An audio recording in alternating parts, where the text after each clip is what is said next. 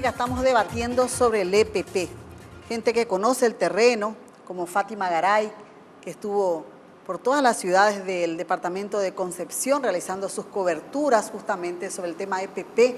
Muchas veces queremos darle la razón a los que cuestionan al gobierno, a los que cuestionan a los grupos de poder, a los grandes gremios. Yo estuve también, señor Germán Ruiz, estimado Rogelio Ortúzar, esta semana, por ejemplo, por el departamento de La Mambay. No hay rutas, no hay forma de salir, por ejemplo, de Capitán Vado.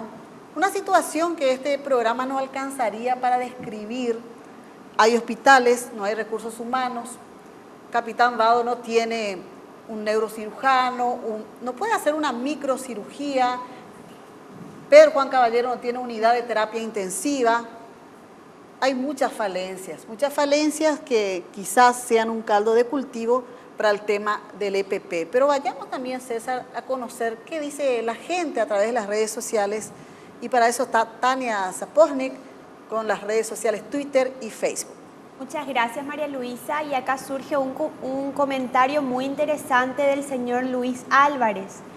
Creo que debemos coordinar una incursión militar seria pidiendo ayuda al Consejo de Seguridad de la ONU.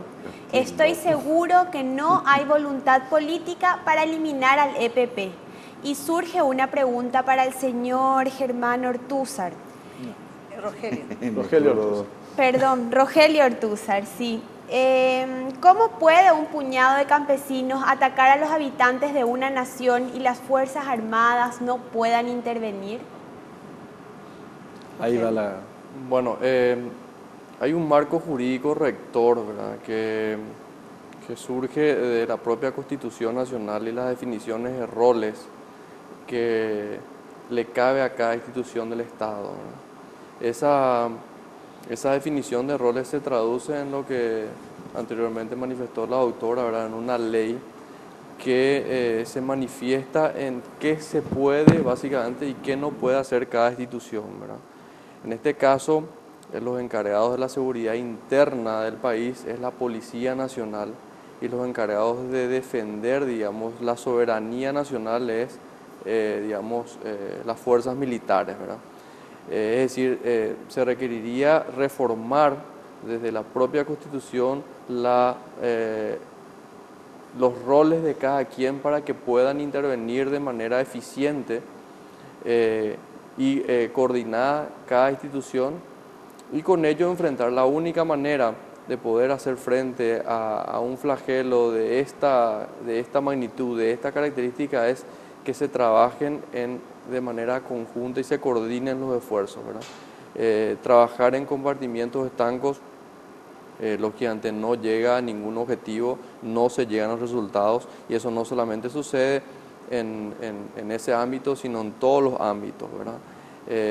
De manera de que se deben asumir posturas definitivamente en este país, se deben establecer qué modelo de país necesitamos, porque aún nosotros no nos pusimos de acuerdo qué es lo que queremos, en qué sociedad queremos vivir, y a partir de ese debate encarar todos los problemas, ¿verdad? Acá no se trata solamente de un problema de seguridad, sino también se trata de un problema social muy profundo, ¿verdad?, que experimenta el país. El problema de desarrollo es un problema que todos conocemos, y bueno, todo eso hace que sigan habiendo este tipo de grupos criminales y alienta la formación de otros, ¿verdad? Porque al ver que al percibir de que la actuación pública no es eficiente, no se da dentro de la fuerza que debe requerir cada acción o enfrentar a cada grupo, estimula la formación de otros, ¿verdad? Una interrogante que tengo, sí, los ganaderos ya conversaron con el presidente electo Horacio Cartes. Digo porque acá hay que recordar que si bien es cierto que ellos son víctimas por su producción de ganado, veo que las mayores víctimas son los peones, la policía, la gente pobre de la zona de Concepción. Y creo que eso los ganaderos no pueden desconocer. ellos tienen a lo mejor ciertos daños que pueden reponer, como la quema de sus topadoras o algún que otro daño menor, pero las víctimas ya no, la vida ya no se repone. Quiero saber si los ganaderos tienen planeado hablar con el presidente Horacio Cartes para tratar de buscar una solución, una mayor presencia del Estado y también, ¿por qué no mejorar la seguridad pública? Bueno, yo te voy a una pregunta muy oportuna, buena pregunta como dicen los periodistas. Te quiero contestar concretamente el próximo jueves a las 15:30 tenemos reunión con el presidente Cartes, pero no solamente los ganaderos, todo el empresariado, gremios asociados que están todos bajo la tutela de FEPRINCO y algunos que se están asociando porque vamos a cambiar la organización. Y nosotros nos habíamos reunido ya 3 veces antes de las elecciones. Sea el presidente que salía, teníamos previsto tratar de ayudar y hacer un trabajo conjunto y detectamos 4 puntos fundamentales en nuestro país que tenemos que... El primer punto es la lucha contra la pobreza y cómo el empresariado se puede involucrar. Antes que nada, quiero mostrar, desde este año, desde el año pasado, cuando yo subí a la presidencia, se formó la Comisión de Acción Social de la ARP, que nunca antes hubo, que es una comisión, acá le entrego el catálogo de todas las actividades que se está haciendo, que es una comisión que está trabajando, incluso se está trabajando en varios sectores, pero la idea de llevarle al presidente más o menos es que cada gremio, por ejemplo una industria que está en un barrio cercano a un asentamiento, eso que hay muchísimo acá alrededor de las grandes ciudades, que se involucre y gestione y le trate de solucionar sus problemas. Fíjense que a veces hay falta de gestión para que el Senavitat lleve fondos, hay inmensos fondos ahí en el Estado, sin embargo no llega la ayuda, no se hacen las casas para el problema de la vivienda, el problema del agua.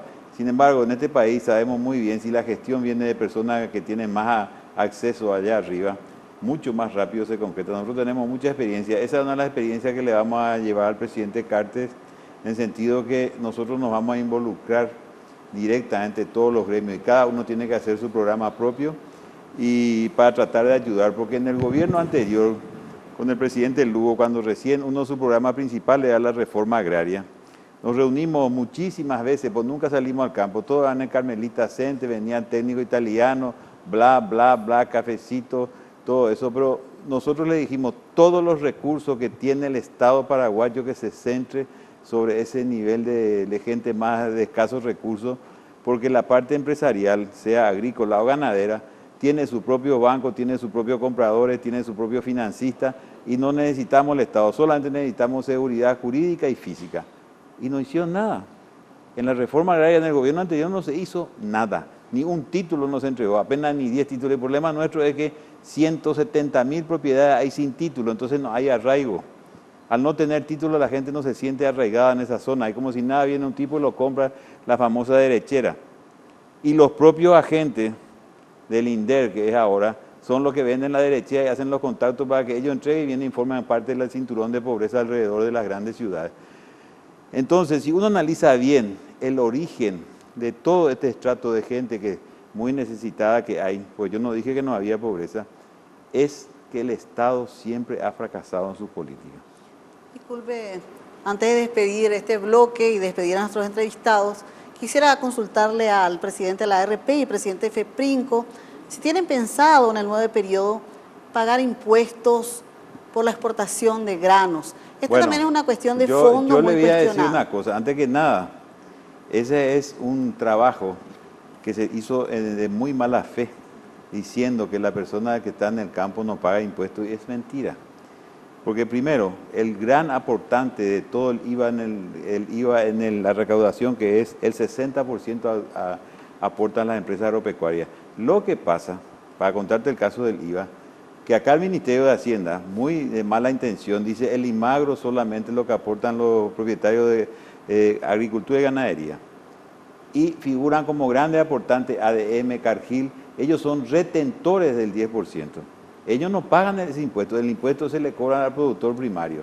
Después se paga el 10% sobre la ganancia, se pagan el combustible, se pagan los impuestos inmobiliarios. Entonces es igual que una empresa de ciudad paga la empresa del campo. Acá hay una intención muy mal intencionada que vino de la época del ministro anterior de Hacienda, que siempre mimetizó eso.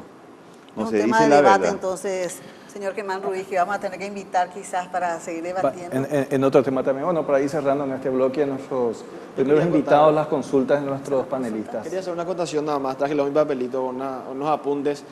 Con relación al tema de pobreza y la situación que se vive en el norte del país, ustedes quizás no sabían, pero, por ejemplo, en el departamento de Concepción, el hospital que está en ese departamento no tiene terapia intensiva. No, ya Si tiene, una persona- se inauguró ya. ¿Se inauguró Con el cuándo? presidente Franco estaban todos los equipos y yo te puedo asegurar que escuché, y no es que quiera hacer propaganda del presidente Franco, pero él como es médico, estaban todos los equipos y no había el personal capacitado para operar. Exactamente, ese que es el Estaba problema, operando. no hay rubros. Por primera vez Sí. está operando después de 60 años. Concepción fue una ciudad muy castigada por el gobierno, los gobiernos anteriores. Con relación también a lo que mencionaba el doctor Ortúzar, el fiscal, el tema de crear un equipo interinstitucional. En Colombia, por ejemplo, la FARC ya tiene estatus de guerrilla. ¿Qué quiere decir eso? Cuando una organización criminal tiene estatus de guerrilla, logra el apoyo de organismos internacionales con relación a la gente que vive en la clandestinidad dentro de ese grupo de guerrilla. Uno de los objetivos que estaba dentro del plan del EPP es tener el estatus de guerrilla en un primer momento.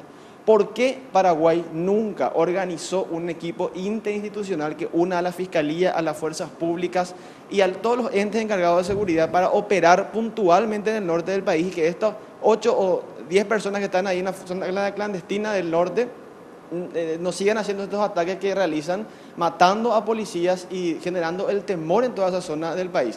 Yo tengo el caso, por ejemplo, acá, Sandra Quiñones, Federico Delfino, Rogelio Ortúzar, Francisco Ayala, Alejo Vera, 6 fiscales a lo sumo que están encargados de este tema y encima tienen otra vez otros casos. ¿Por qué no se le designa a fiscales puntuales que puedan encargarse netamente de esto y que no estén saturados de casos? Porque esto permite de que no se pueda puntualizar con la investigación que llevan adelante. ¿Usted está saturado, Rogelio Ortúzar, de casos? Bueno, yendo un poco desgranando las preguntas, ¿verdad? Sí, en Colombia se crea un grupo que se llama Gaulas, ¿verdad? Que es un grupo institucional, que hay fiscalías, policías, militares, que actúan de manera frontal contra los grupos ya sea de guerrilla o paramilitares, ¿verdad? Es así que ellos lograron su objetivo, ¿verdad? ¿Por qué no se crea un grupo similar? La única respuesta posible para eso es falta de voluntad política, ¿verdad? Recordemos de que el marco regulador, es decir, aquellos que crean las leyes, son políticos, ¿verdad? Y responden a un lineamiento, deben responder a un lineamiento político de qué modelo de Estado uno requiere, ¿verdad? Entonces, digamos, lo que yo apunto es ir al núcleo de la situación y de ahí partir para combatir este tipo de grupos, ¿verdad? En definitiva, hay experiencias, justamente son temas que probablemente se puedan aprovechar en estas reuniones de trabajo, considerando que hay un gobierno que está asumiendo y que este no es un problema menor, señor Ruiz. No, yo te quiero contar los otros 3 puntos, porque 4 puntos son los principales a nivel de gremio. Después cada uno con su problema sectorial. Primer punto, la lucha contra la pobreza. Segundo punto, la aprobación de la ley de responsabilidad fiscal. Pues no puede ser que un gobierno cada fin de año está amenazado por el Parlamento porque el amigo viene, te regalo 100 cargos a vos con tal de tal cosa y hay intercambio y se aumenta el presupuesto y después nos sobra para otras cosas. El tercer punto es la aprobación de una ley del trabajo conjunto público-privado y el cuarto punto, opinar un poco de relaciones exteriores, que muchos errores ya cometimos desde 1870. Acá el único país que realmente le ayudó al Paraguay fue Estados Unidos y nunca se le reconoció. El único país que nos recuperó el territorio del Chaco, que los argentinos se iban a llevar todo, y sin embargo nunca se le dio, se hizo una alianza en forma, porque hay que ser reconocido en la vida. Fue el único país que realmente le ayudó al Paraguay a recuperar su tierra. Así mismo es, desde la época de Magón en la guerra del 70, Sí, el Laudo embajador. Ayes, Laudo Hayers. Y le cuidó al hijo Maricar López, que estaba en Nueva York, le dejó para que le cuide cuando él se sentía, ya que terminaba la guerra, le encargó a su hijo que estaba en Nueva York estudiando para que le cuide al hijo. Bueno, Rápidamente, nos enteramos que van a hablar con Cartes. Así mismo, César, jueves 15:30. ¿Cómo? Este jueves es la reunión, Sí, 15:30 horas. Sobre 5 puntos. Fátima, Víctor, últimas preguntitas rapiditas antes de ir al... Quería agregar nada más algo que dijo Ale y también el fiscal Ortúzar, referente a que nunca se sentaron las diferentes instituciones a plantear soluciones concretas. El televidente estaba diciendo que salgan las Fuerzas Armadas. 2 veces tuvimos estado de excepción. Pongan el escenario aquí. Se compraron ¿cuántos helicópteros, patrulleras, fusiles Galil? Una adquisición bastante importante y no hubo resultado, ¿verdad? Si bien en el gobierno de Fernando Lugo también cayeron 3 guerrilleros, ¿verdad? Fue lo máximo que se llegó. Después se bajaron los brazos y se comenzaron a comprar infraestructura, infraestructura bastante cara, ¿verdad? Aquí el problema para mí, digo, la solución sería más que fusiles e infraestructura, ya presencia de gobierno, como también decía el señor Ruiz, y ahora este nuevo gobierno que asume va a tener una tarea bastante difícil, ¿verdad? Es como empezar de cero, porque tuvimos un gobierno, cayó el gobierno, vino otro, no se pudo hacer mucho porque en un año tampoco se puede hacer, y ahora el nuevo presidente sí va a tener una tarea bastante difícil. También le pregunto al fiscal Ortúzar si es que ellos van a plantear algo, porque yo recuerdo que el fiscal Ortúzar y también la fiscal Sandra Quiñones en un primer momento fueron junto a Nicanor con su carpetita, le dijeron que bueno, acá existe un grupo guerrillero que se llama EPP, y él le dijo que no, que veían muchas películas de ficción, ¿verdad? ¿Se va a volver a plantear alguna solución concreta en este nuevo gobierno fiscal? Sí, por supuesto. Nosotros siempre estamos abiertos al diálogo y a aportar experiencias, ¿verdad?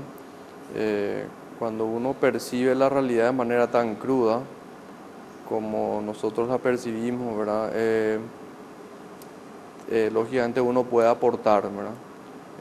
Pero eso no puede venir de manera autónoma, ¿verdad? Debe ser una decisión política que a nosotros nos convoque de manera de poder participar, ¿verdad? Más que nadie nosotros somos tan víctimas como los miembros de toda esta sociedad, ¿verdad? Estamos expuestos a los mismos riesgos de manera de que de manera personal, ¿verdad? Necesitamos encarar esta cuestión de manera seria, responsable, activa y con la fuerza que se requiere. Bien. Agradecemos entonces a nuestros invitados, el fiscal antisecuestros Rogelio Ortúzar y el presidente de la ARP y de nuevo presidente de la FEPRINCO, el señor doctor veterinario Germán Ruiz, que es mismo de Concepción y conoce la zona, nos estaba comentando de la historia de guerrilleros de Concepción, y próximamente se va a reunir con el presidente electo Horacio Cartes para plantearles sobre estos temas de seguridad. Muchas gracias a ambos y ya regresamos entonces con Tribuna Pública con más invitados. Tras la pausa.